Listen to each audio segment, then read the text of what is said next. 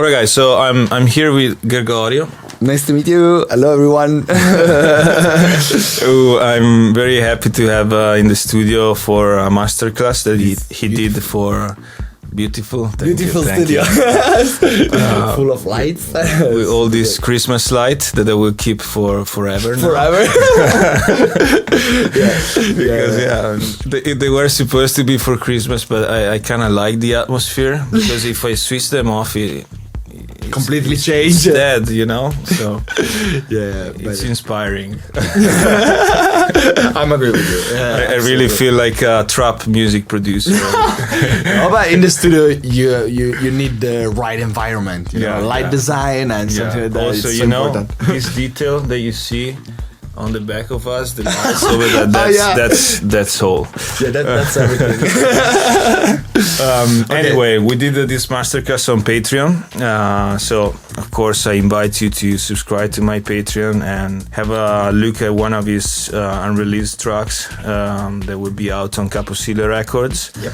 And it's an amazing track, and he showed his sauce, a lot of his stuff, you know. And I want to ask him a few questions to get to know a little bit better for you. And also we live like 5 minutes from each other. that was something. We are neighborhood. Yeah. Now we are neighborhood.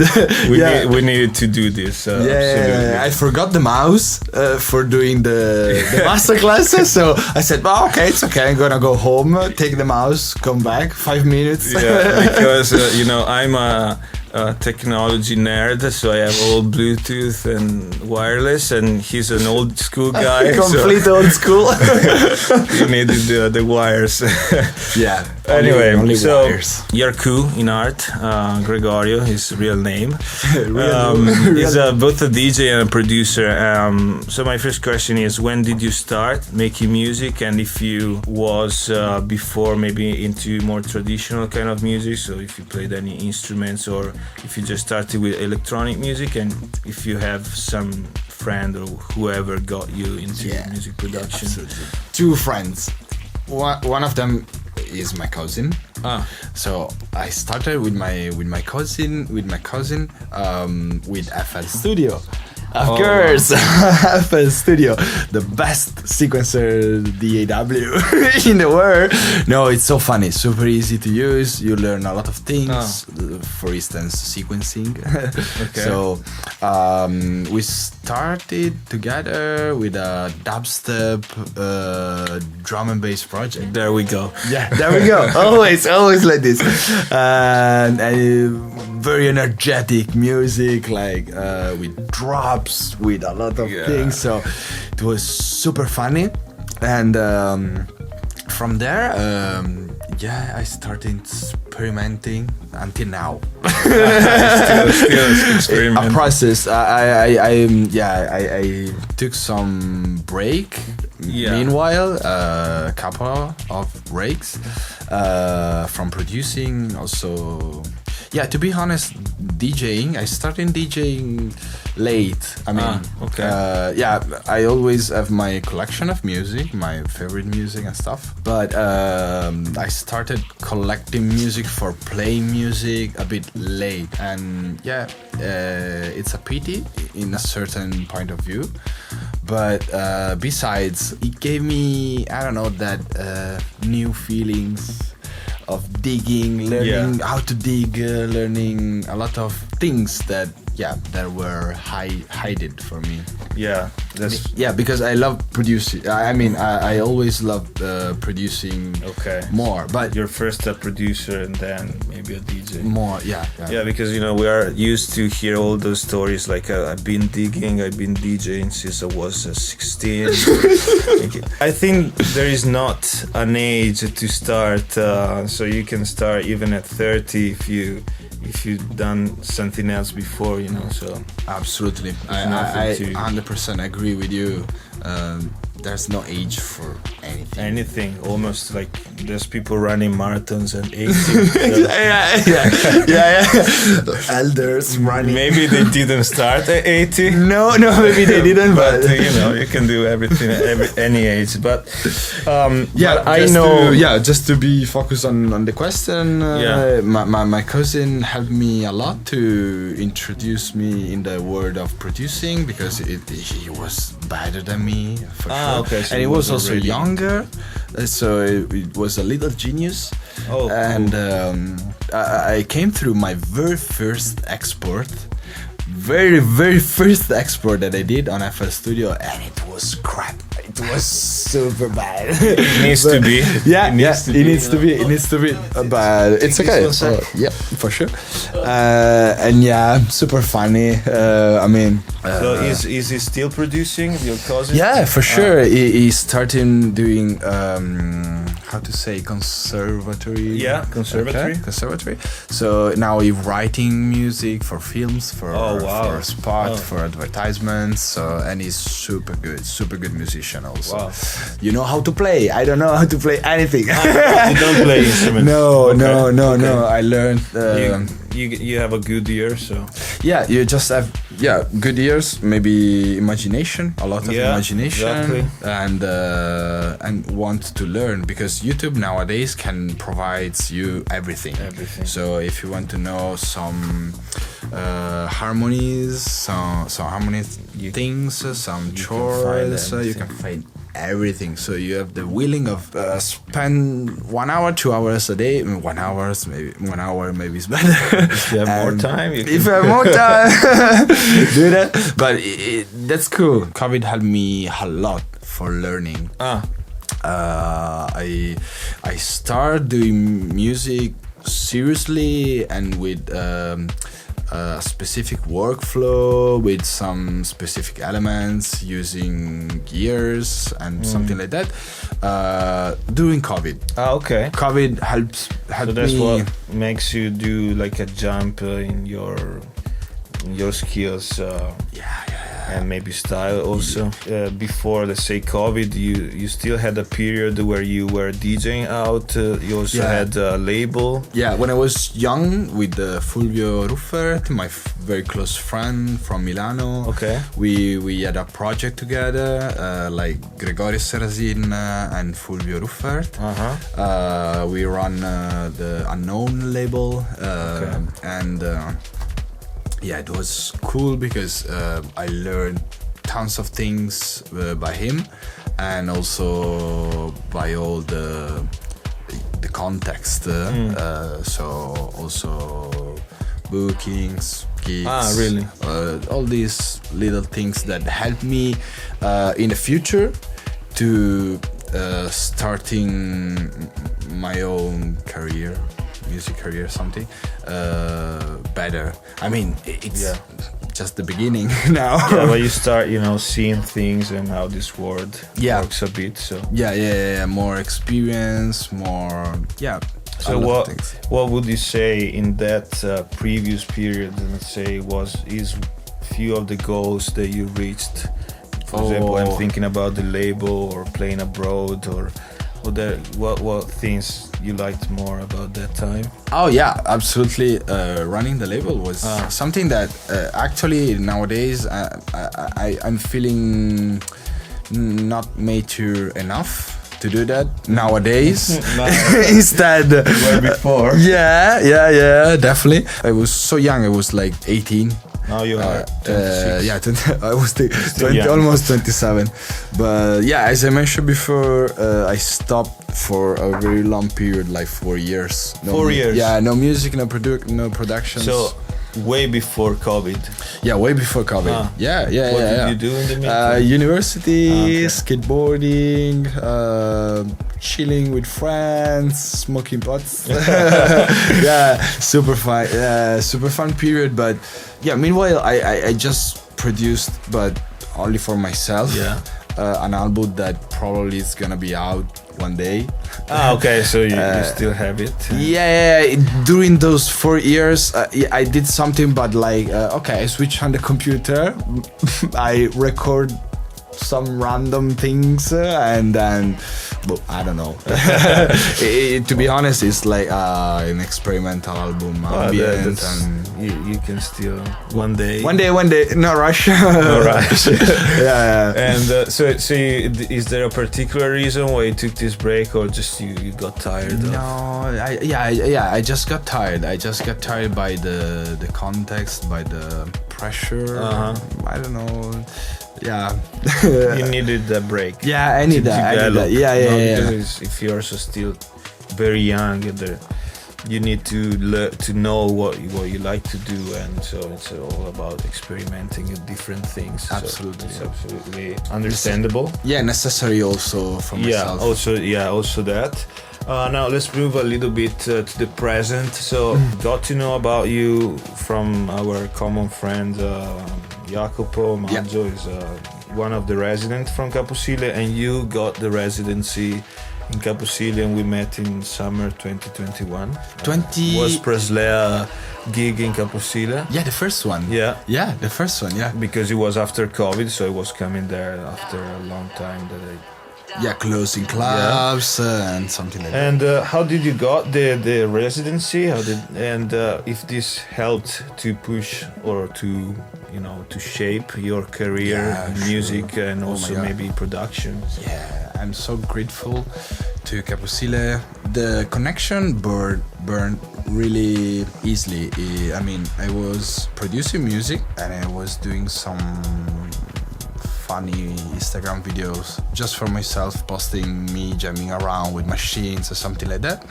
I'm a close friends of Diego and Gianluca, two other DJs. They are already inside Caposile Rost. They repost some videos of mine, and the owner of Caposile said, who's this? And they were working on their first digital various artists, and they were hyped about my music because of Nuzao and also Sepp plays something of mine, and so they said, okay, go into the various artists. The track went really good because people played, enjoy, and something like that. So they said, okay, come to play one time. Let's see if you're good or not. And it went good. I enjoyed, people enjoyed, and from the moment, I really remember the first time I played there. It was a dream, good, super good. From that moment, everything works well. The relationship, the human relationship before everything, and also they gave me a lot of experience to learn the crowd, to a lot of things. I am so grateful to them. Yeah, because it's a club that gets filled. Yeah, definitely. So you need to know how to to follow the crowd and to make them happy. Yeah, absolutely. Because people here want to have fun.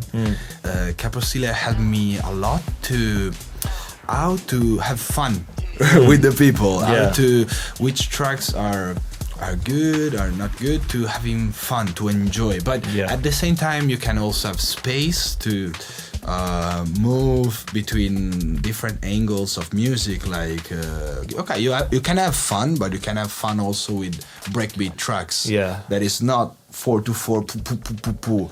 I agree. Also, depending on the time of the day that you play, for sure, can experiment different styles. Absolutely. But it's not all about the deep crowd that is observing you. How well what you is play. he doing? They just want to have fun, and to dance. So that's I think it's very cool. And do you think also this shaped your productions?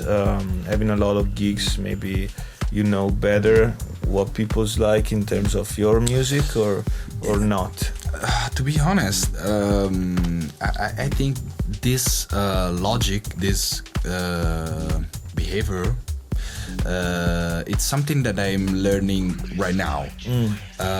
Once upon a time, not once upon a time, but through the last year, I didn't do a lot of music. Okay. I just experimenting because of this, because playing more music, play more gigs, play more, and having relationship with the crowd helps you a lot to change your production.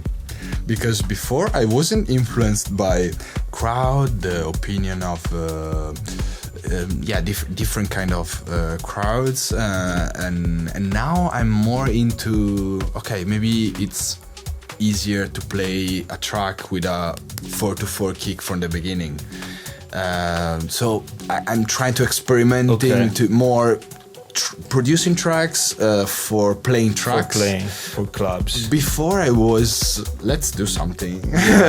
Yeah, it's something that I notice. It's also, from my point of view, it's not always easy to make a track which is DJ friendly. You know, that one DJ plays it and it works nicely on the floor. It works nicely on the previous track that he was playing to mix it together. They are two different things.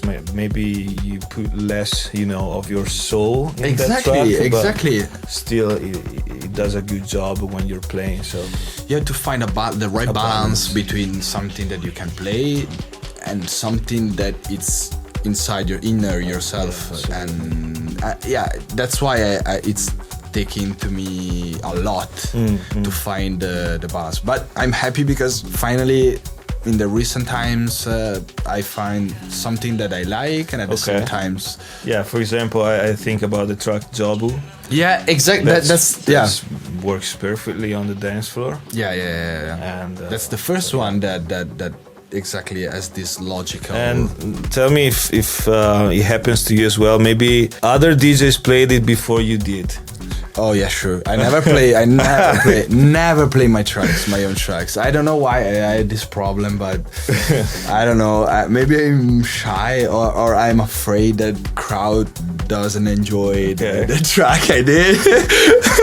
But it's, I don't know. So I'm not the only one. We are not alone. We are not the only one. I know other DJs that never played their own track, or other producers. DJs, so. More experienced. That's good to know. Talking about music production, what is your workflow? If you have a workflow, if you go in the studio and like prefer to start from machines or from DSTs, do you have a preferred what time of the day? During the night, only during the night. During the day, I can switch on completely. I'm not music a night friendly. owl. I am night owl. Exactly. I start music from some triggers.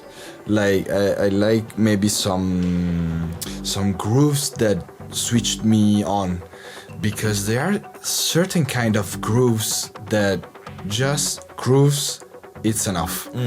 Because you can build up a bass line from a groove, melodic from a groove, and all the rhythmic parts, of course, and then you're done. Because our music is all based on grooves, most of them. But at the same time, I also like to get inspired by everything I found. Also basically samples. I mean, if one track is good for me, I like it. For example, Moby is one of my most influenced artists, but not only, like also Burial. We will get to that. Okay, that's good. Let's go also. So I have a lot of musicians that inspired me. Okay, so lot. Also listening to other music. Not music from our world. Yeah, exactly. But maybe some real musicians. No, just kidding. Of course. No. Of course. He's not kidding. No, he's not. No. Yeah, but no. Everyone has its own universe. Yeah, I know. So are you more of a into the box or out of the box? Into the box. Into the box. I mean, I do everything. But you do a lot of machine stuff. I do, but I feel that all the things become alive when you are in front of a screen. But it's it's my point of view. Yeah. Some people would say the opposite, so it's interesting to know that that's not the only way, you know. Yeah, absolutely, absolutely. It's point of view. Speaking of production, what are your favorite tools for making music? Favorite tool, I like a lot filters. Okay.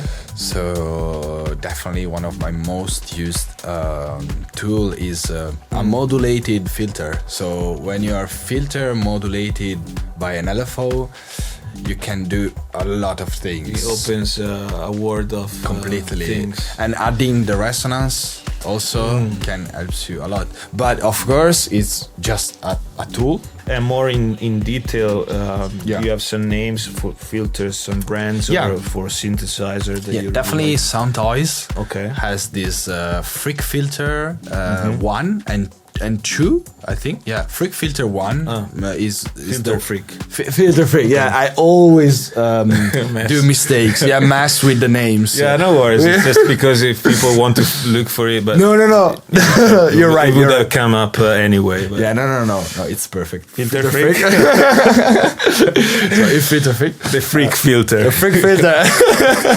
Jokes apart, yeah, that's my favorite. For hardware, well, of course, the EMX Electribe, Okay. the blue one, is one of my most used gear. Okay. Because it's super functional. It's a toy, super I cheap. never tried that. Yeah, it's amazing. You can, if you have something in mind, you can write it in 2 seconds. Wow. It's super great, and I will advise to everyone to start from the machine for making music. So if they get into hardware, that could be a good Absolutely, option to start from. absolutely good because it's a sampler, right? DAW. You can. I mean, yeah, you can do a song just with that machine. Oh wow. Because but it works with samples, not, or is it a synthesizer? No, both. Ah. It has a part of samples. At the other hand, you have also 5 synthesis engine. Uh-huh. One synthesis engine, but divided 5 into oscillators.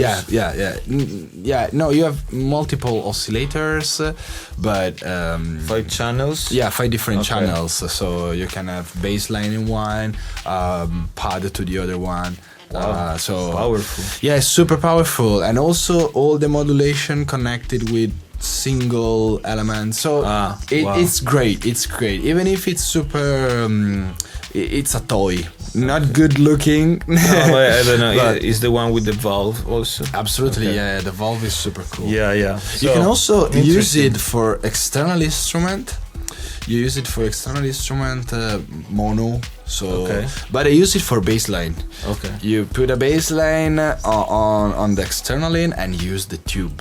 Oh, cool. You can have some really great. So you use it as a saturator. Yeah, something like that. Yeah. So Amazing. super good, super Cool, good. cool, Yeah. cool. I'm like going minimal with gear, but for sure, if I want to buy something, I will consider that. The other time we met, we checked a lot of your music. You know, you have a lot of unreleased stuff, so a lot of unfinished stuff as well. Okay, so my question is, when for you a track is finished? When does it depend on the feeling, on the meaning, on the technical aspects of it? It's a balance between all of that. Technical, I like to have a proper mix. Even if my track doesn't sound magnificent. They sound good. They sound good. decent. But yeah, they sound good. Thank you. I mean, I spent hours listening to the same samples every time, but it's perfectionism we mentioned before. I like when the track sounds flat, sounds good, and something like that. But at the same time, it has to have a strong idea, a concept, a storytelling, a journey through the beginning to the end. One things that I love. Sorry. Yeah, no, go ahead. The one things that makes me feeling that a track is finished is when I press the space bar from the beginning and I can enjoy every moment of a track. So everything it's in its own spot and nothing getting me bored. Yeah. And when you have that feeling, I think it's It's ready. Yeah. So you're not a Tool type of track No, guy. not at all. I don't hate because Just play not music. your Yeah, thing. that's the difference. Also, Yeah. DJing or producing music for DJing or and something like that. So Yeah, I know. that's it. In fact, we also, you remember we talked about the fact that I told you could get this track done, to play them and to put out music and then keep the ones that you are really connected to for the good part, for the vinyl records. Absolutely, yes. If you're doing, I don't know, Tool music, they are super useful. If you're a DJ, you are looking for every day for DJ Tool music because they are so useful. I don't know, special music, not special because it's not special. It's more difficult to play those special tracks because they're not made for that. Too complicated, to transitions, too many things, and you have to be aware. Yeah. It depends on your background. For instance, if your background is mainly done by DJ music, I mean, you have done a lot of rave. Yeah. You are because you have to be also a party animal. Yeah, let's put it like that. I mean, it's good. It's super good. If you're a party animal, you're gonna do some very good music party music. Dance. Yeah, super good. Yeah. If you like introspection, if you like, I don't know, ambient. But it depends because also party animal can appreciate. Absolutely. But for sure a DJ knows better and he's probably quicker at making music that works on the dance floor. Absolutely. Probably because I don't know. I feel like a lot of my tracks would never work on the dance floor, but when I listen to them, I like them. Yeah, that's it. But this is the and music I never game. played them like you do. Yeah. But this is the music game. I mean, if you enjoy, it's good. Even if it's not playable, maybe it could be not playable for you, but for someone else, it's super playable. So that's good. It's good because we can do what we want. Exactly, sir. What are the artists that define your background, your soul as a musician? If you have some very influences that really signed your heart, let's say. Absolutely. From every word of music you want. Sure. I have this strong memory in my mind. I did a school, high school, very far from my home. So I had like 1 hour of train from my home to the school all the day. I mean 5 days a week.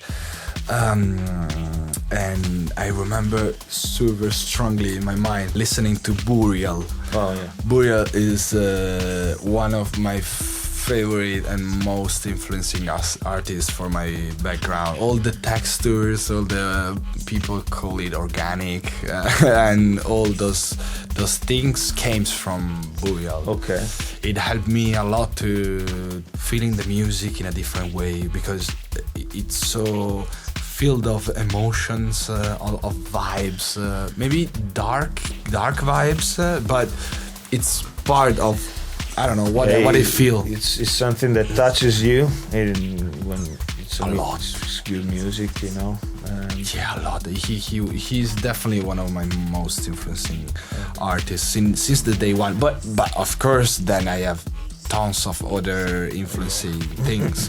But in our world, for example, one of the first artists that made me feeling that Burial vibes was hands down the Walta. It is the crossover between Burial, dubstep, all my background, and minimal electronic, 4/4 music. And I remember the day I listened, I don't know, it was an edit by him. I don't remember exactly the name. What people get ready. I don't know that. Yeah, it's a very great added by him, and I said, okay, this is the guy. This is the guy. This is the guy. This is my mentor. Yeah, this is my mentor. Yeah, that was the following question. If you had a mentor in music production, you told about your cousin, which I think you can call him a mentor. Yeah, sort of. Got you into that. Yeah. I didn't have one, for example. Yeah. Like one that I know in person. Did you have some other one that I know? Yeah, but oh yeah, sure. I have it. It's a very close friend of mine, super close. His name is Francesco, and he's after COVID, we starting also before, but after more, we starting sharing studios. We starting doing music together. We start learning a lot of things together. But mostly, I learned from him a lot of things, and I'm so grateful to have this guy in my life, because he's a precious one, always open to give you advice and to help you how we can. So it's amazing. He's definitely my mentor, my second mentor after my cousin. But he helped me a lot. He boosted your process. process. A lot. I'm so happy to have Francesco in my life. Really, I think it's a cool thing to have one. Actually, I just remember I have one that I could call a mentor. It's my music professor at the how's it called, not elementary school, but the one you do in Italy. Yeah, from 11 to 13. He transmitted me the passion for music, because I was already playing, but he took me and he got me on the on the stage. Oh yeah, and so that I think it's an important part of my process both for me, for my brother, because also he's a musician. I remember he's playing keys, he play keyboards. Keys. Yeah, actually he was an asshole because he was like in the classroom, if you played you were his favorite. Okay. If you didn't play, if you didn't exist, it was like, why are you speaking? Shut up out of class. But, I was lucky to play, so but yeah, which instruments do you play? I play guitar. Guitar. Okay, yeah. guitar. And okay, let's go to the last two questions, which are more of strange questions. Okay, weirdo one. So what is a thing that you're working on right at this moment, both from in music or whatever, that makes you really excited and happy of doing that? Yeah, as I told you before, I'm not a digger, or I haven't been a digger. And through this past year, I try to focus myself only on searching music, playing music, discover new way of finding music also. Okay. So playing with this mind game, because digging is, you find your own way to find music. Yeah, that's true. It's all a matter of jamming around. For instance, I found Amazon Music an amazing source to find music. Yeah, it's super tricky, but take note. Yeah. It's very good to find something. And also iTunes, because iTunes especially were before, Spotify or maybe also Beatport. I'm not sure. I don't know. But you can find some very good stuff there. And I try to focus more on searching music, try also to understand myself, because I learned in this past year that I like a lot of different, still electronic, dancing, playable music, but not minimal, not techno, not house, but I don't know, ambient. But yeah, different music. So yeah, in this past year, digging has been fun. Now I'm back on my production. Yeah, I'm back on production after having this breaks from production. It's not a break. It's like crying me in front of computer. Oh no, my music sucks. But it's part of the process. Part of the process is like this. Yeah. But it's okay. So yeah. Now you're back on track. Yeah, I'm back on track. I'm super happy. Amazing. Last question: if you wouldn't be doing music, what would you like to do? What you would be doing? Okay. Yeah, to be honest, music is not my main idea. I like to approach on music like always an hobby. Something that I do when I want to do, and that's it. But to be honest, in this past year, I noticed that my mind was always on music. So yeah, so if it's not your work job, your main job, but exactly. it's still the thing that fills all your free time. Yeah, all the free time. Your main thing. Yeah, it's all apart from work and university and all boring life. Yeah, Depends. music. It depends exactly. But apart from music, I don't know. I enjoyed a lot to skateboarding. Okay. A lot. But I broke all the ankles. Oh, really? All the knees, everything. Yeah. So yeah, but maybe I don't know if it's a skateboarder would be something that it's very difficult. Yeah. My question was like something that you do full time. You know. Full time.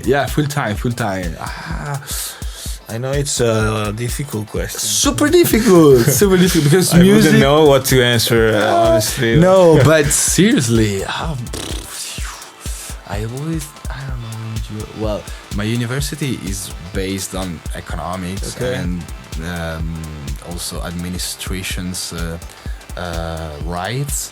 So I always enjoyed rights in general and law. Okay. And so it's a part of me that I recently forgot.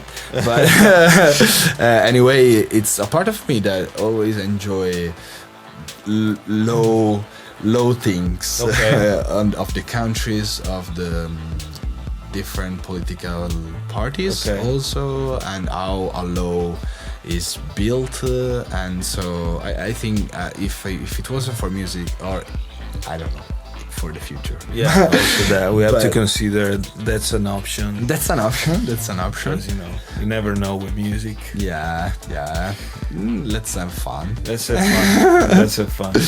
So yeah, maybe something related with law could be something that I enjoy to do. Yeah, cool. Even if it sounds strange because it's less of creativity and things. No, it doesn't. I think it has to do with, assuring that people had their rights respected, and so it's about taking care of other people. Oh yeah, absolutely. Yeah. So human rights, for instance. Human rights is the best topic. So I think it's a good thing. I'm sure there's people that have fun in a certain sense, working in that field.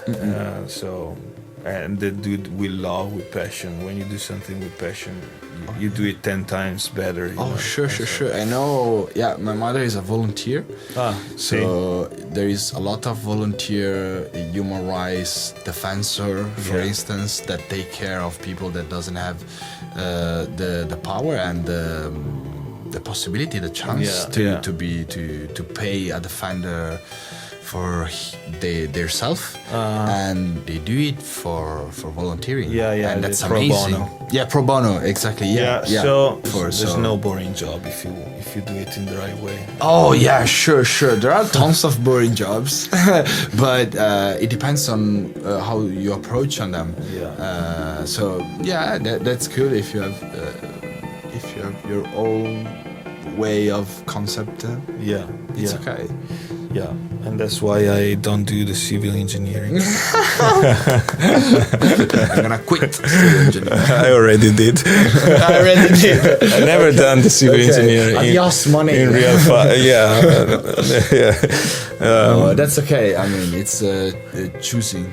Yeah, choosing. Yeah. So we'll leave we'll quit this conversation with this word: choose. Choose. It's important to choose. Choose. Choose the right samples, choose the right way for your life. And everything. Everything is a choice. Sometimes you can do mistakes from choosing things. And it's okay. It's part of the process. Maybe you said, okay, I quit civil engineer, but then one day you can take it back. Yeah. You know how to do it. Yeah. So the basis of it, you have the basis of everything. So that. let's see. Let's make music. Hey guys, so this is it. Thanks for tuning in. He's a great guy. You'll meet him around the world, playing in the best parties or in Italy, in Padova. Well, maybe Caposile. you will find us together. Yeah, that would be nice. That would be great. Nice back to back at the end. To tribute to our to our roots, we smash the CDs. Yeah. Or whatever. Or I don't know the virtual DJ. Okay, thanks for being here, man. I appreciate, and see you soon, guys. See you.